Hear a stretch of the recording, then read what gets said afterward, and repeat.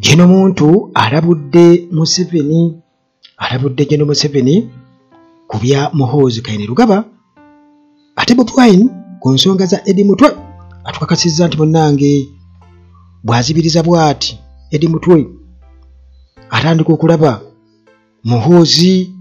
n'agasajja ge munnange gamukolako ebikolobero eby'amaanyi era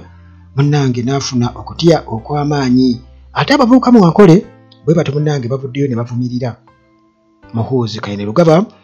Bobi Wine era bw'atyo naye n'afundikira ng'era munnange abaddeko byayongereza ku mpisa za Muhoozi Kainerugaba era munnange n'atukakasa nti byandivaamu ebizibu eby'amaanyi ennyo wano Uganda. Aba Uganda Medical Association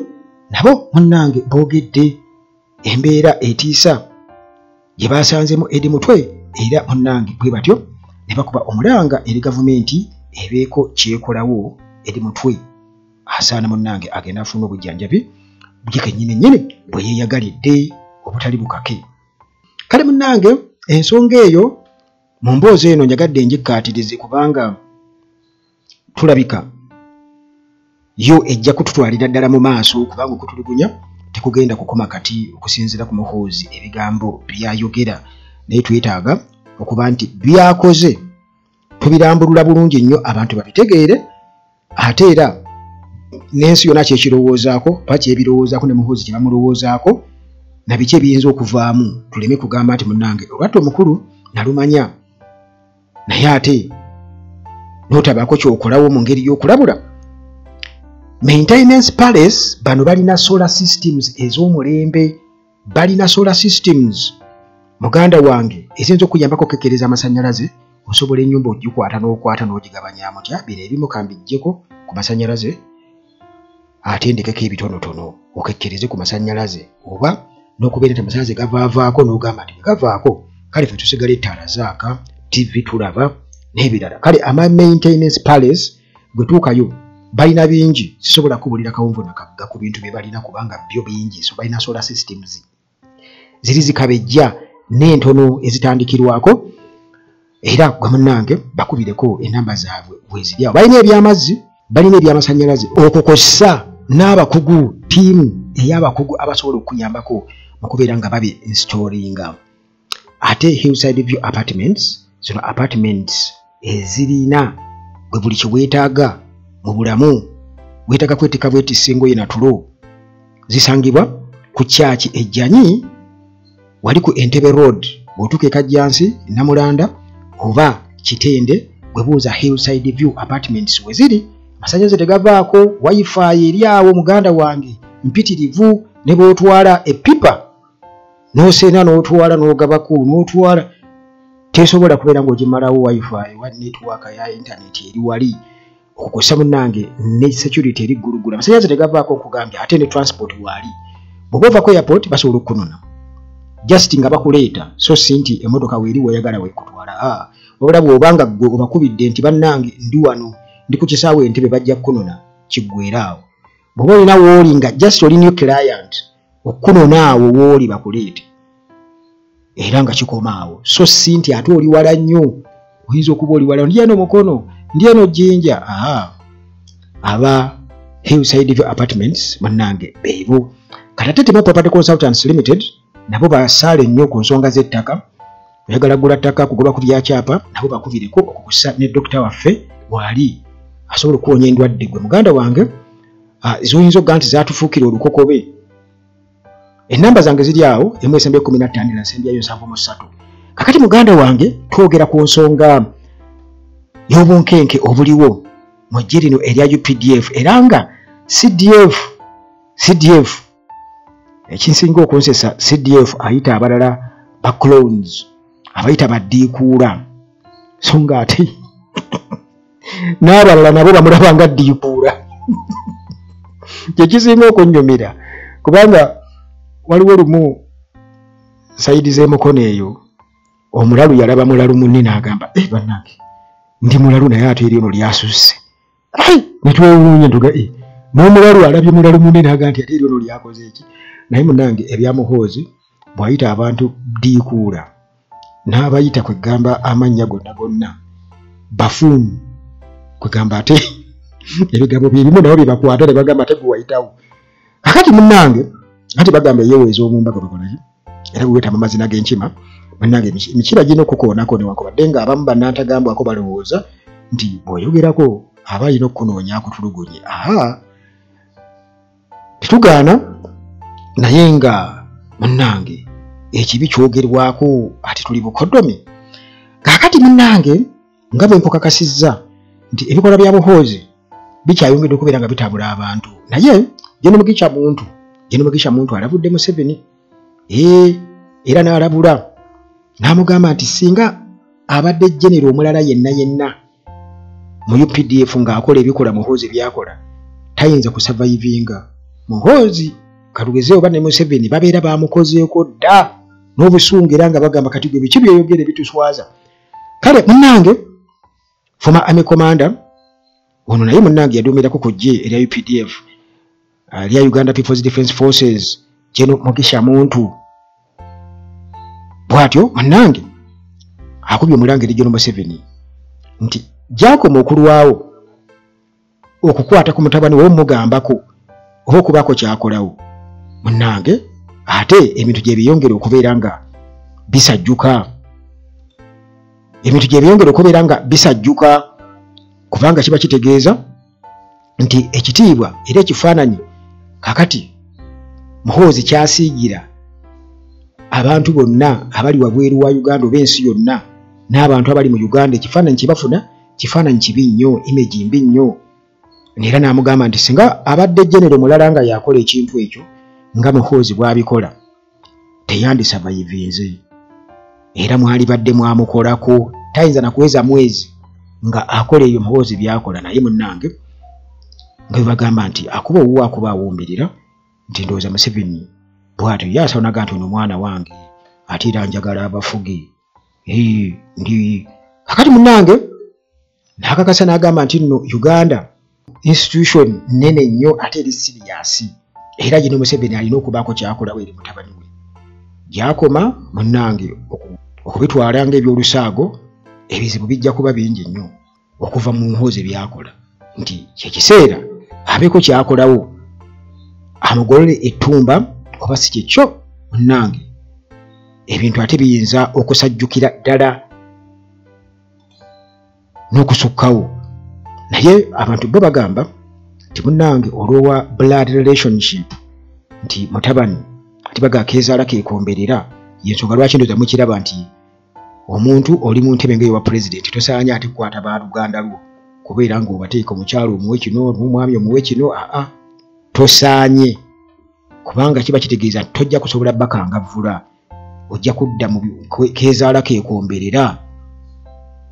nti abakuba mulala kati yali badde ali Makindye General Court Marshal nga yeeramula era ng'ayisibwa bubi nnyo naye munnange Muhoozi ate ani anaamugambako naye ekyesinga okwewuunyisa nti abawagizi be bo munnange balabanga akola ekintu ekituufu era nyinza okugamba ba mu bugwagwa bwabwe bwe batyo nabo bawagira mu ngeri yaabwe olaba bbala mu bintu byayogera ndiyo niweewuunya nga kakati ono lwaki tasirikidde ddala n'asirika kale kwegamba ojja okwewuunyiza ddala naye ng'ate era ndabagamba nti wano Uganda okwewuunya tekyewuunyisa kuba buli kimu kikola kyewuunyisa kakati osingako munnange okusirika n'oteewuunya n'obeera muli bwe kiba okwewuunaganya n'okwewuunya oba ndowooza Oluganda kakati munnange ebimu ku bintu Muhoozi ebiviiriddeko ensi yonna okwanaamirira y'engeri gye yatulugunyaamu Edi Mutwe wabula bo aba Uganda Medical Association bwe batyo nabo baayimulisiza eddoboozi lyabwe oluvannyuma lw'okukyalirako Edi Mutwe mu kkomera gy'ali era bano munnange bwe batyo baategeezezza ne bagamba nti nno baagala Edi Mutwe afune obujjanjabi ate bwe yeeyagalidde kubanga embeera gy'alimu mbi nnyo yeetaagira ddala obujjanjabi bigambo byaba Medical Association Uganda Medical Association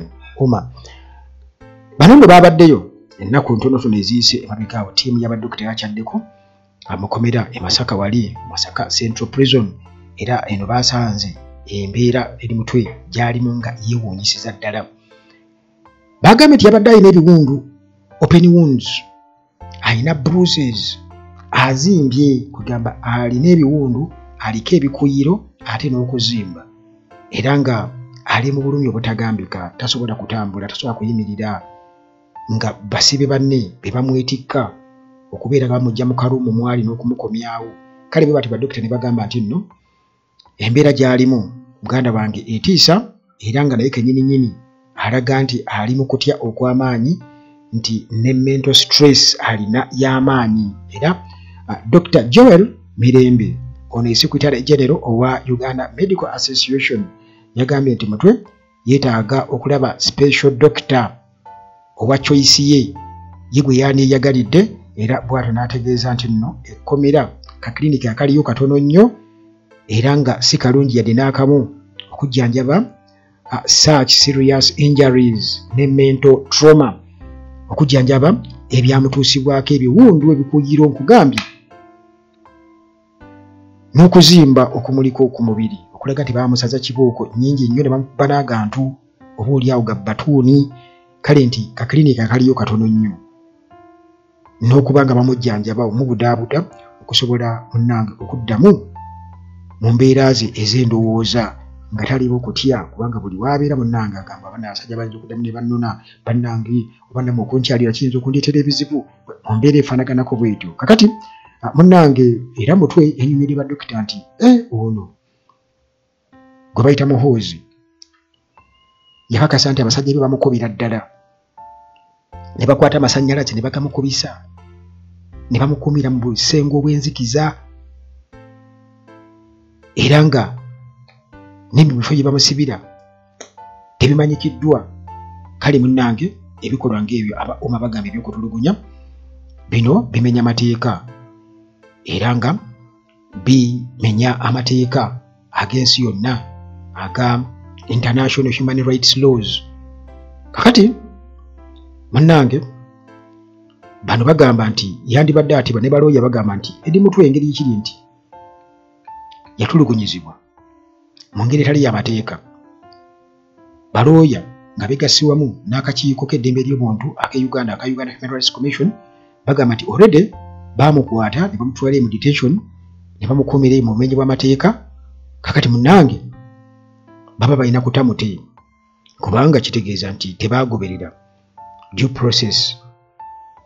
Kati baba balina kubeera nga bamuta olw'ensonga nti baamenya amateeka, tekikkirizibwa kubeera nga akwatibwa n'atwala omuntu akwatibwa n'atwalibwa n'ateekeyo ewatategerekeka n'atulugunyizibwa. Kati edi mutwe gyali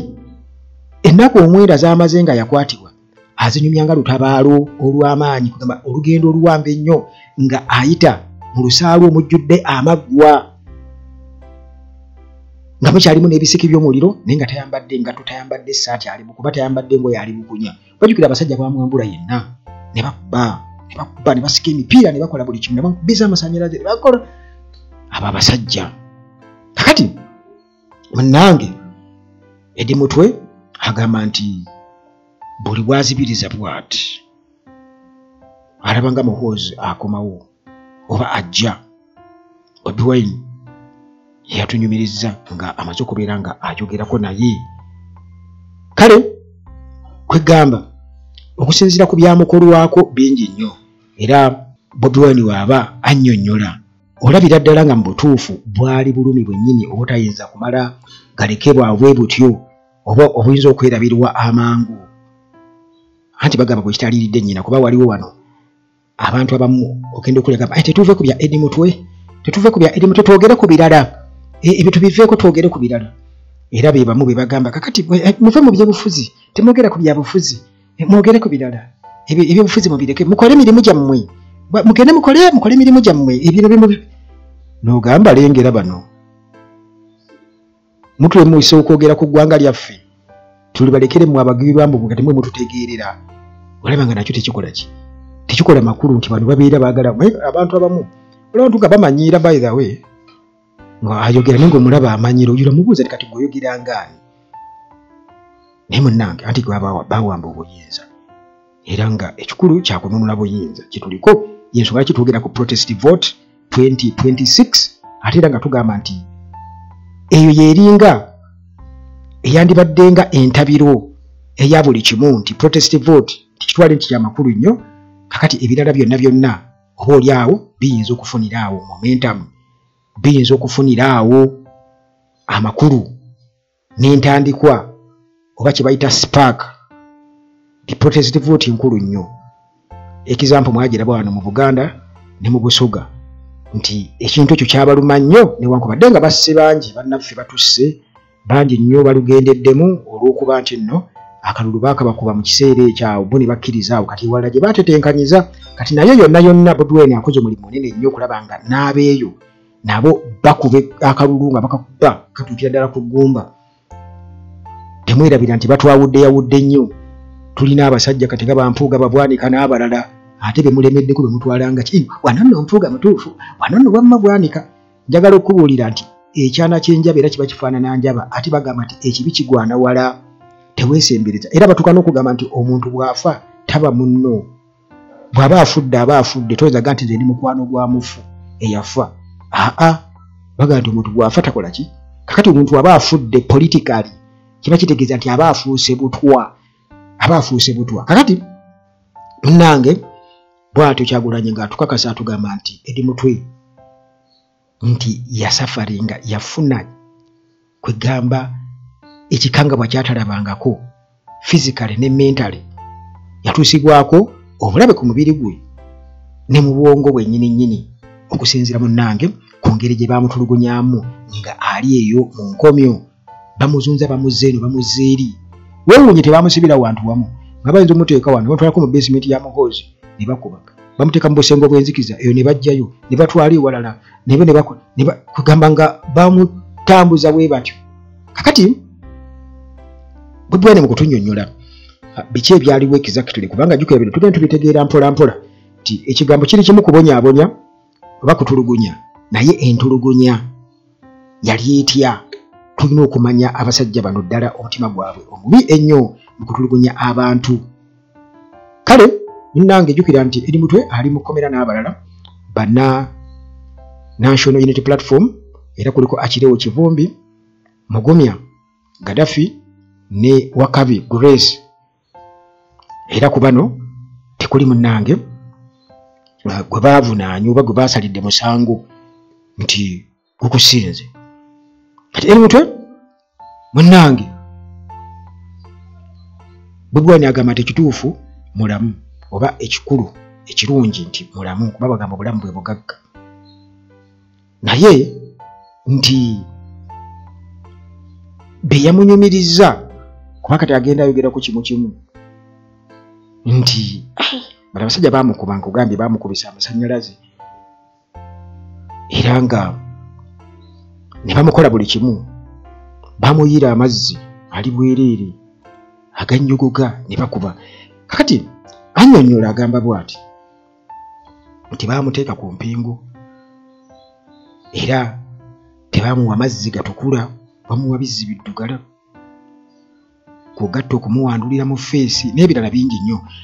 era mu bubaka Bobi Wine bwe yasharinze yagambye nti mutabani wa Museveni Muhoozi Kainerugaba okusinziira kati bye yafunye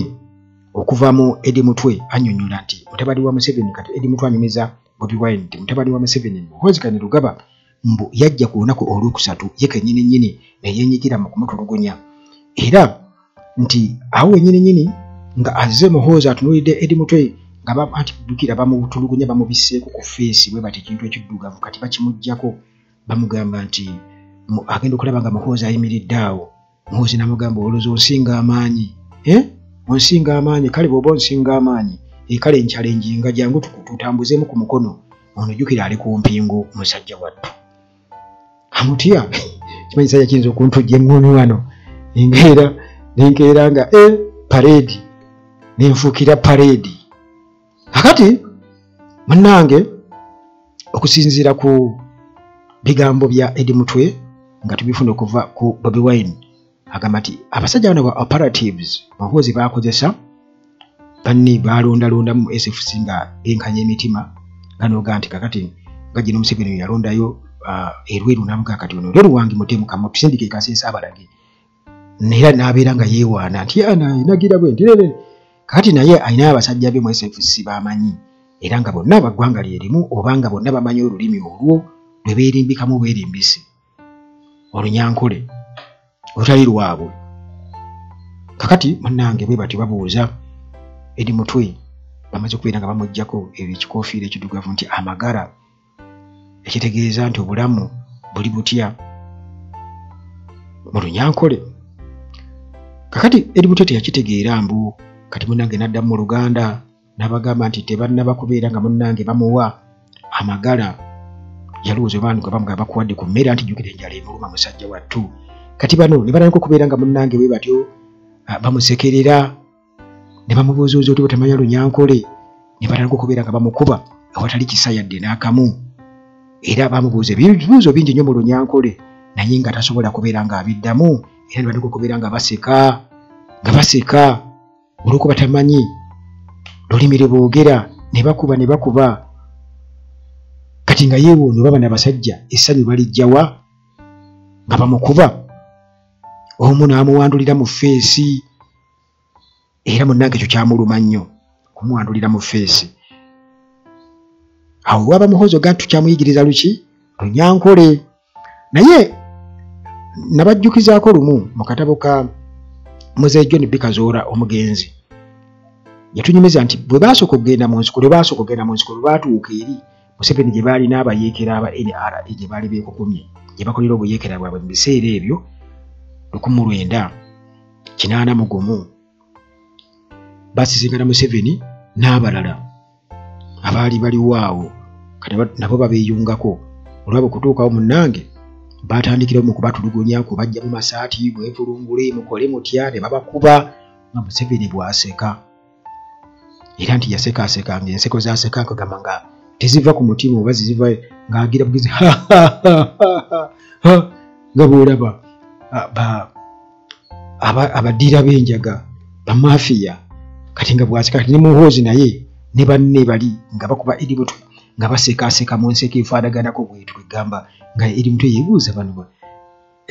baba baali bamaze okugiramu oyinza okulowooza nti genge kokka naye ng'ate mwanange ne substance nayo bamumuusiza ddala kakati bw'atyo bwe bwanaga nti ono alina kuba mu ddwaliro bano abasajja nti baamukuba gagamba n'abeera n'awulubala n'abeera nga kugamba bamukonfusinze bateekako music mungi nnyo aleekaanira waggulu nti abantu baleme kuwulira bwakaaba era munnange ne bamukaka n'okubeera ng'akola exercise nga kola eno kola sit-ups kola zino ate bebakukola ki bebagamba lekeraawo olina okukola zonna ndooza baagala balaba akyalinamu sitamina nga bebakuba kongevule bukyakola bw'oba okuba bukubira eddala wuuyo akyasobola n'okukola sikooti kati mu mbeera efaanaganako bwetyo munnange nti ne bamutambuza okumujja ero bwe bamuzza eri bamutambuza mu tokya kyembaazi ez'enjawulo nga buli gyatuuka yonna bamutulugunya kale munnange tasobola kutambula bulungi n'egyebuli eno era yenna akankana n'okkankana bw'ati akankana n'okkankana nti ne bw'azibiriza bw'ati alabira ddala nga alaba ekirooto ekintiisa alaba muhoozi akomawo gy'ali ekintu ekisanyuse ennyo abapiiraawo abapiiruyu abawagira kati bajoga omulabye mujja kumutya kale munnange bino tulina okubeera nga tubibabuulira musobole okubeera nga mukitegeera nti bwe basisinkanye famire bwe yamusisinkanye abaana balaba kitaabwe babadde balaba biki exactly babadde balaba biki kakati munnange eyo era ku nsonga y'emu munnange abavubuka mwankole bwe batyo bo basazeewo era bano babadde bakitegedde nti butuufu muhoozi kye yakola kikyamu ne basawo ne bagamba tetugenda kubeera nga munnange twakenolejinga ebintu bye yakoze ffe tukatubisambanye katubivumirire era bano munnange abavubuka mwankole bwe batyo bagambye nti okutulugunya omuntu ate n'okiteeka ku lulimi olunyankole ekyo kintu kibi nnyo kati abakulembeze b'abavubuka aba mu People's Front for Freedom PFF eye Katonga bwe batyo basazeewo ne bagamba munnange ekyo tekigenda kuba bwe kityo era ffe tukivumiridde era obutambi bwe buli nnyo obulaga nti no munnange bwe bujulizi okulaga nti bamwegaanidde ddala. Kakati ate era still mu buufu bwe bumu Bobi Wine bw'atyo n'alabula nti ebikolwa bya Muhoozi ebyo mukyawaanawaana naye munnange biyinza okuvaako ate embeera enzibu ennyo biyinza okuviirako ddala kye bayita ekitta bantu oba genocide. Naye ate nga nze bwe mba seerabidde nzijukira okuba nti genocide abantu abamu bayinza oba bagiwuliriramu ekitiibwa era nga basabirira ejje mu Uganda kubanga bakimanyi nti oba oliawo kyekiyinza okubatiisa okusobola okurejuvenatinga oba okuzza obujja amaanyi gaabwe kubanga bakimanyi bulungi nti amagye gajja sala okuva e Rwanda gakole gatya kati babenga abazzemu okuwamba nti Muhoozi singa ekyo kibaawo kyobulaba nga ayogera ebintu ebitakwatagana anyiiza abantu nti kati bw'akozesa amagye n'abanga addamu okuwamba kiba kitegeeza nti kati awo tuba tugenze kibayita oba military government etaliiko kubuusabuusa kati awo nga tulinze bulinzi just nti ono agenda kufuga myaka bwegiti ateekewo okulonda tudde mu sayiko eddeyo nga kitaawe bwe yakikola nti tumuweeyo emyaka bategeka akalulu ng'amaze okwetegeka otebe bagenda okubanga bakanyiga jjukira nti ekyo giba myaka kati bwogenda kujja Museveni tuba tugenda mu myaka bwegityo 6 bwe tutyo 7 kitegeeza nti bababeera bagenda kutuukiza ekitundu kyabwe eky'emyaka 10 nga bafuga ki nga bafuga wano e Uganda. Ekyo munnange temukyerabira nti lukwerwa amaanyi nnyo era ekintu kya genocide ekyo nze nsuubira okuba nga bakyagalira ddala era ye Bobi Wine agamba nti ebigambo bya Muhoozi birimbika mu Lunyankole si kituufu era gwe oyinza okwesanga nti kivuddeko obuzibu ate nga ekituufu kiri nti tebiriiwo wano Uganda kubanga Bobi Wine agamba mukyala we Munyankole n'emikwano gye Banyankole era nti Muhoozi byakola mu kugezaako okuteekawo enjawukana singa biba biyiseemu kiba kitegeeza nti Kabaka weddemu. Waliwo omuntu omu yabadde agamba omu ku abo abawagira ebitategeerekeka yagenda kati babuuza batya eri mutwe Olunyankole nga talumanyi ate nga Bobi Wine alina mukyala we Munyankole n'emikwano gyabwe Banyankole bone bababuuza Olunyankole nga tebalumanyi bone bamubuuza nga talumanyi. Yabadde munnange omuntu omu abuuza nange nenga ekibuuzo kyolekeza abantu batunnyonnyola lwaki abatalumanyi Olunyankole kubanga mukyala wa Bobi Wine Munyankole tetumanyi oba mukyala Bobi Wine abeera anyumya ne Edmundo buli kaseera Munyankole Bongoya bamanyi Olunyankole lwaki nti abeera takola kitalumanyi. Kale okutiisatiisa okuteeka obususuzi mu mawanga oba nantagambwako byonna Bobi Wine agamba nti future eya Uganda tesobola kuzimbibwa ku mulamu ogwo oba ku mukululo ogwo tesobola kuzimbibwa bwetyo era nga byonna biyinza okuvaako obuzibu obw'amaanyi. Sigenda kubanga nsukako wano Mukama Katonda akuume